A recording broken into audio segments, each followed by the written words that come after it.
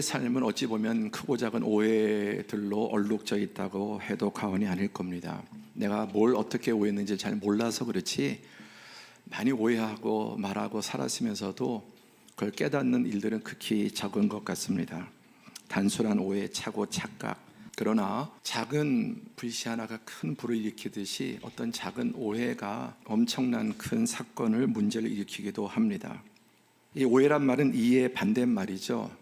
오해도 실수적인 영역이 있지만 거짓의 한 형태입니다. 그게 마음이든 또 어떤 사건이든 상황이든 사실을 사실대로 바라보지 못하고 자신의 생각으로 판단하기 때문입니다. 오늘 본문 말씀의 배경과 발단은 예수님 당시에 이스라엘에 크게 네 파가 있었습니다. 사두개인, 바리새인, 이들은 지금으로 하는 여당, 야당. 사두개인은 좀 보수파고 바리새인은 진보파입니다. 또 거기에 작지만 열심당, 젤롯이라고 하는데 아주 극렬주의자들, 정책의 목적, 어떤 신앙의 이름으로 테러도 저지르고 사람을 죽이는 일들도 했습니다.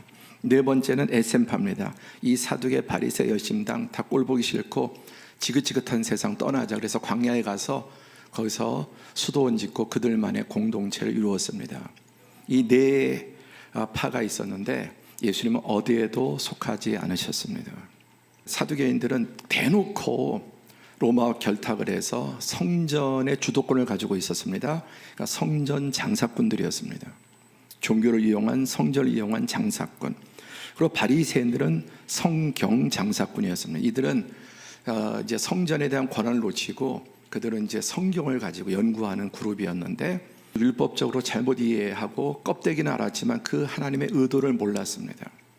그리고 이제 그들은 집권 세력인 사두개인들을 격렬하게 비판했고 견원지간처럼 싸웠습니다. 그런데 어느 날 어디에도 속하지 않은 듣보잡 나사렛 예수가 나타나서 바리새인들 비판하고 사두개인들 비판하고 이 성전 무너질 거다, 바리새인들 잘못 가르쳤다, 그들의 종교 장사를 신랄하게 예수님이 비판하셨습니다. 그리고 더 나가서 어마무시한 그런 이적들을 행하십니다. 죽은 자를 살리시고 오병이절을 일으키시고 또 안진병 일으키고 소경의 눈을 뜨고 풍랑을 잔잔케 했다. 그러니까 백성들이 열광하면서 나사렛 예수께 몰려갑니다. 그들에게 주목되었던 모든 것들이 나사렛 예수로 옮겨가게 되었습니다. 그리고 예수께 대해서 분노하고 또 그들은 예수의 가르침에 대해서 백성들은 그렇게 즐겁게 기쁘게 듣는데 비웃었습니다. 그리고 이제 오늘 본문에서 사두개인들이 아주 음흉한 미소를 지으면서 공개적으로 예수께 도전했습니다. 선생님이여, 모세가 우리에게 써주기를 어떤 사람의 형이 자식이 없이 아내를 두고 죽으면 그 동생의 아내를 취하여 형을 위하여 상속자를 세우리라 하였나이다. 신명기에 나오는 율법입니다. 정말 기막히게 신박한 질문이었습니다. 지금껏 누구도 대답하지 못하고 상대를 코너에 곤경에 모는 질문이었습니다. 당연히 예수도 대답하지 못할 거라고 확신했습니다. 근데 예수님은 너무너무 어려운 질문에 대해서 너무너무 쉽게 그냥 바로 대답하셨어요. 너무나 잘하니까. 뭐라고 말씀하셨습니까? 예수께서 이르시되 너희가 성경도 하나님의 능력도 알지 못함으로 오해함이 아니냐. 그들은 가장 성경에 대해서, 하나님에 대해서 잘 안다고. 왜? 성전의 제사장들이고 바리새인들은 신학자들이고 성경학자들입니다. 그런데 예수님께서는 너희가 문제다.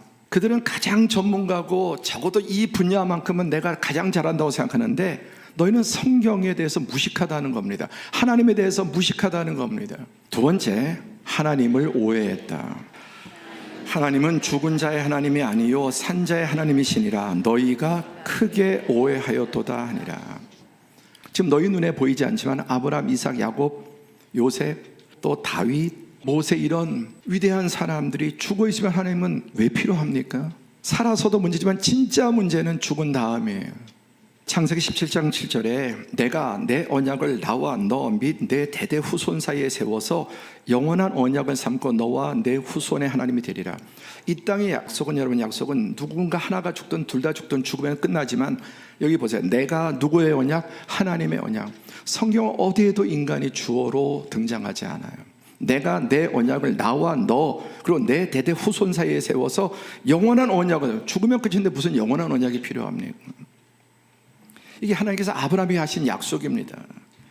아브라함이 죽어도 이 언약은 상속될 뿐만 아니라 영원히 죽음을 뚫고 이어진다는 말씀입니다. 세 번째, 그들은 예수님을 오해했습니다. 여기 19절 보니까 선생님이요, 모세가 이거야, 니까 짓게 뭔데 모세가 말했는데, 아브라함이 말했는데 너 모세와의 반대대로 말하느냐, 이런 겁니다. 그들의 기준은 모세예요. 근데 예수님께서는 내가 아브라함보다 먼저 있었다니까 돌로 쳐서 죽이려고 하는 거예요. 그들이 이해할 수 있는 말이 아니죠. 아니 지금 30도 안 50도 안 된 듣보잡이 자기가 아브라함보다 먼저 있었다고 그러니까 이게 말이 안 되는 거잖아요. 그게 자기 생각에 갇혀 있어서 그런 겁니다. 가룟 유다는 한 번도 사복음서 예수님을 주여라고 부른 적이 없습니다. 뭐라고 불렀습니까? 선생님이요.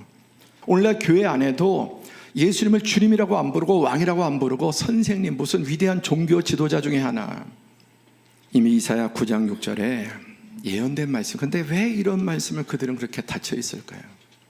이는 한 아기가 우리에게 써놨고 한 아들을 우리에게 주신 바 되었는데 그의 어깨는 정사를 메었고 그의 이름은 기묘자라 모사라 전능하신 하나님이라 영존하시는 아버지라 평강의 왕이라 할 것입니다. 이 말씀은 그들 지금 예수님 700여 년 전에 하신 말씀이에요. 보라, 처녀가 잉태하여 아들을 낳을 것인데 그의 이름을 임마누엘이라고 하리라. 하나님이 우리와 함께 사신다는 뜻이에요. 이게 모든 구약 성경의 핵심입니다. 그런데도 그들의 교만과 탐욕과 그들의 무지로 인하여서 이런 말씀이 하나도 안 들어가는 거예요. 여러분, 인류의 가장 치명적인 최초의 오해는 하나님에 대한 오해입니다. 그런데 인류의 가장 치명적인 최후의 오해는 예수님에 대한 오해예요. 예수님 물으셔요. 사람들이 나를 누구라고 하느냐? 사람들은 뭐 선지자요, 위대한 위인이요, 성인이요, 온갖 좋은 말. 너는 나를 누구라고 하느냐? 저는 그리스도시요 살아계신 하나님의 아들이십니다. 그게 예수님에 대한 정답입니다.